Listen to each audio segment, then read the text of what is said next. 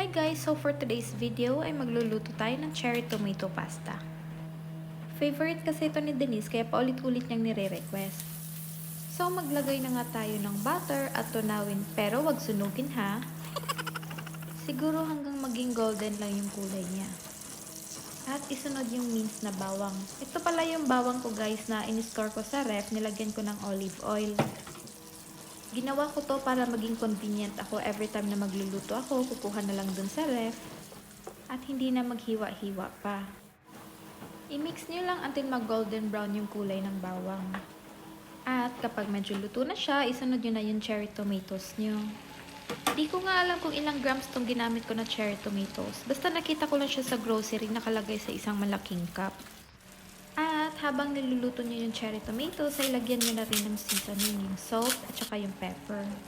Nasa sa inyo na guys kung anong tansya nyo sa seasoning. Basta ako gusto ko kasi yung malasa. Kaya mas dinadamihan ko dito yung pepper. And after ng seasoning, magmekos-mekos na mga insan. Ay siya nga pala guys, naglagay ako ng konting chili flakes kasi gusto ko mas maanghang ng konti yung pasta ko. Pero hindi naman sobrang anghang kasi si Denise ngang nag-request nito.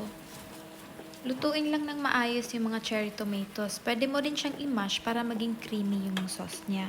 Kapag medyo lata na yung tomatoes mo, pwede mo nang ilunod yung pasta. Ito pala yung pasta na pinakuluan ko kanina. Siguro mga 400 grams lang ginamit kong pasta dito. At para maging mas masarap, nilagyan ko din siya ng shredded cheese. At saka dinagdagan ko din ng parmesan cheese. For me kasi guys, itong parmesan cheese ang nagdala ng bida sa pastang ito. Kasi the more parmesan ilalagay mo, the more na mas malasa yung pasta mo. So haluin na natin maayos guys para matapos na to. Kasi nga, may isang bata naghihintay sa mesa, gutom na daw siya. Kaya iserve na natin yung request niya na pasta. At ayan guys, thank you for watching at kakain na kami!